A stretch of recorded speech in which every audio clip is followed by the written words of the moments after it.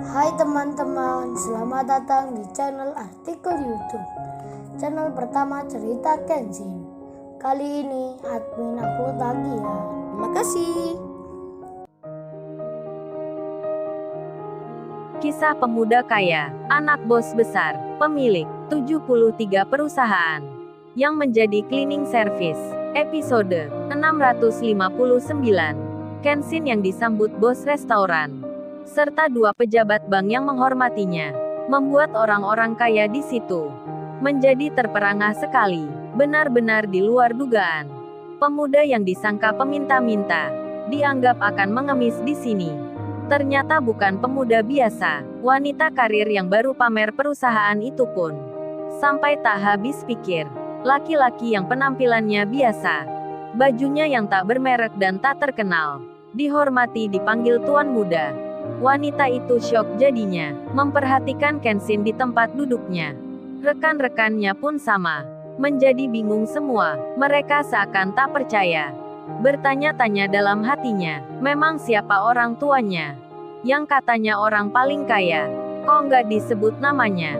Mereka ingin tahu buktinya, atau penasaran dibuatnya.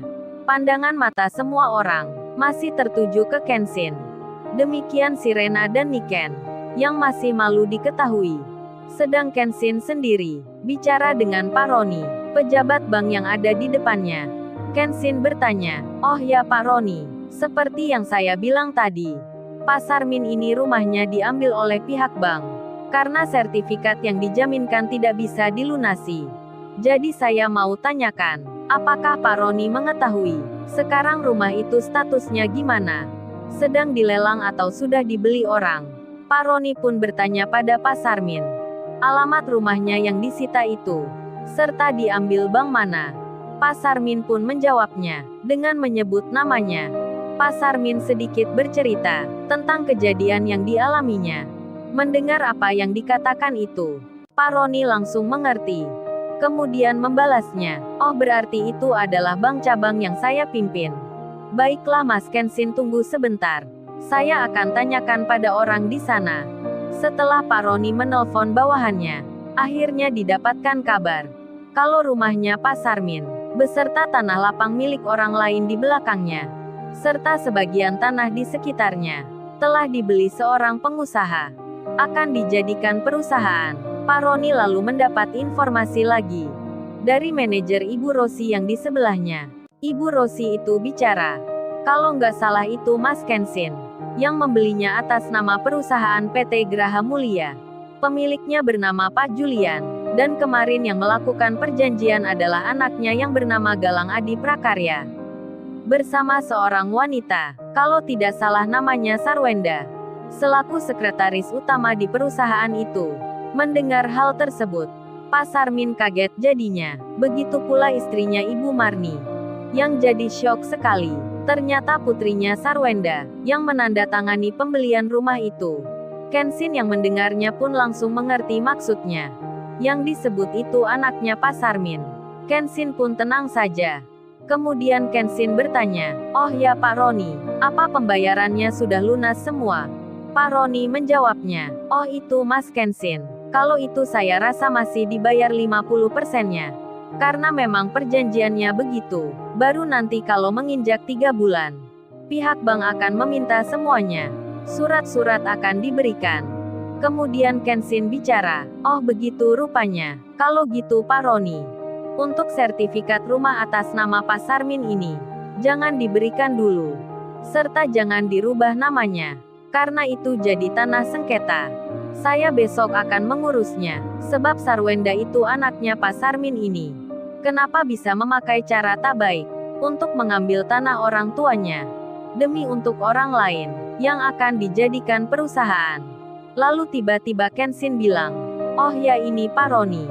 Terlihat Kenshin menyodorkan plastik hitam di meja. Dan Kenshin berkata, "Ini uang 1 miliar yang saya ambil tadi. Silahkan uang ini dibawa lagi untuk uang muka rumahnya Pak Sarmin. Berapa yang diinginkan pihak bank? Saya nanti akan membelinya. Sisanya saya akan bayar setelah masalah ini selesai. Besok saya akan ke perusahaan itu. Bicara baik-baik dengan mereka. Kalau mereka tak mau, terpaksa saya akan pakai pengacara. Dan rumah itu saya sengketakan. Pak Roni pun mengiyakan. Oh baik-baik Mas Kenshin. Saya akan melakukan itu. Kemudian Kenshin ditelepon ayahnya. Handphonenya berdering 3 kali. Kenshin pun mengangkatnya. Halo ya, ada apa ya Yah? Ayahnya pun bertanya. Sekarang kamu di mana Ken? Kata Pak Henry kamu keluar. Kenshin menjawabnya. Oh ini ya Kenshin di restoran. Kenshin menyebut namanya. Ayahnya pun langsung berkata. Oh berarti kebetulan Ken ayah berada di jalan yang sama. Kalau gitu tunggu ayah di situ. 15 menit ayah akan sampai. Ada hal penting yang ayah mau bicarakan. Kenshin menyahutnya. Oh baik ya Kenshin akan tunggu. Bos restoran yang di sebelah Kenshin, serta 2 pejabat bank itu pun mendengarnya. Orang paling kaya pemilik banyak perusahaan, yang terkenal dipanggil bos besar. Sebentar lagi akan ke sini. Pemilik restoran itu pun langsung meminta bawahannya, pegawai-pegawai eksekutifnya, untuk bersiap di depan, melakukan penyambutan. Sementara itu Kenshin yang bicara dengan ayahnya. Pandangan Kenshin tak sengaja ke arah televisi di depan atasnya. Kenshin terkejut jadinya. Kamera CCTV yang dilihatnya, nampak ada Rena dan Niken, yang juga makan di sini. Bersama teman-temannya, lagi duduk di sebelah pintu tengah. Lagi melihat ke dirinya. Kenshin pun menerka, berarti Rena itu tahu dari tadi kalau aku yang di sini. Kenshin pun setelah bicara dengan ayahnya. Kenshin lalu berkata pada bos restoran. Oh ya Pak Bagas, di sini ada teman saya yang lagi melihat ke arah sini. Itu CCTV di televisi nomor 5. Adalah seseorang yang saya kenal. Ini saya mau ke sana. Tapi apa ada jalan lain? Maksudnya dari sini bisa lewat belakang mereka itu. Sekalian saya mau minta tolong sebentar. Untuk pinjam baju pekerja pelayan di sini. Saya mau memberikan es krim ke sana. Kenshin rupanya hendak menyamar. Untuk mengerjain Rena. Atau akan memberi kejutan. Pak Bagas itu pun menjawabnya. Oh bisa-bisa tuan muda lewat sini langsung di belakang sana. Namanya juga ini kan tempat VIP. Jadi ada layar CCTV-nya. Serta ada jalan rahasianya. Mari-mari saya antar lewat situ. Kenshin pun mengiyakan. Sedang Rena dan Niken melihat Kenshin masuk pintu bersama pemilik restoran itu. Mereka mengira Kenshin mungkin ada perlunya. Rena dan Niken lalu bicara dengan teman-temannya. Serta juga masih ada Aditya bersamanya.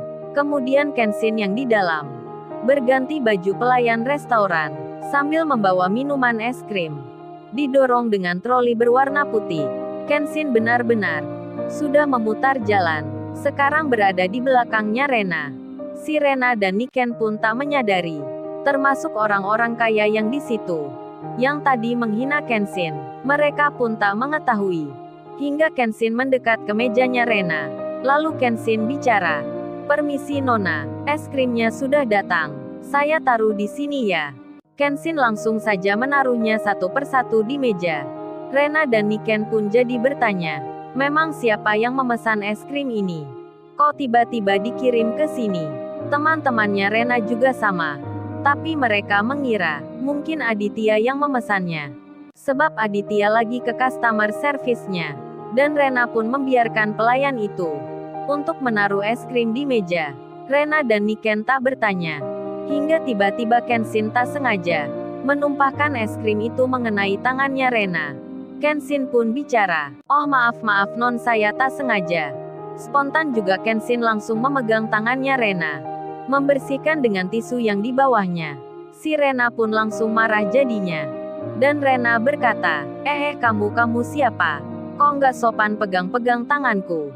Kamu kan pekerja di sini. Kurang ajar sekali kamu ini. Rena berdiri, tiba-tiba emosi. Niken pun sama, tak terima Rena dipegang tangannya oleh pelayan restoran. Penampilan Kenshin memang tak diketahui. Sebab memakai topi berkacamata serta berkumis. Di wajahnya memakai setengah masker. Hingga nyaris sempurna Kenshin tak dikenali. Rena yang marah itu membuat Kenshin tersadar. Kalau barusan memegang tangannya. Kenshin lalu bilang, oh iya maaf aku tadi tak sengaja Mbak Rena. Si Rena terkejut disebut namanya. Kenshin kemudian melepas topinya, membuka maskernya, melepas pula kumis pasangan itu. Si Rena yang melihatnya terkaget langsung dirinya. Langsung saja Rena bilang, "Loh Mas Kenshin, ih Mas Kenshin ini nakal banget ya, sudah ngerjain aku segala." Sambil Rena memukul pelan Kenshin. Tersenyum wajahnya begitu senang. Kemudian Rena melanjutkan bicara, "Aku kira tadi siapa? Ternyata Mas Kenshin orangnya. Kok bisa tahu si aku di sini?" Kenshin belum menjawabnya, hanya tersenyum saja. Niken yang melihatnya, jadi kaget pula dibuatnya. Tiba-tiba tuan muda di sini. Lalu, bagaimana kisah selanjutnya? Subscribe channel ini untuk episode berikutnya. Terima kasih. Jangan lupa ya guys, untuk kelanjutan ceritanya ada di artikel YouTube. Jangan lupa subscribe ya guys, dan tekan notifikasinya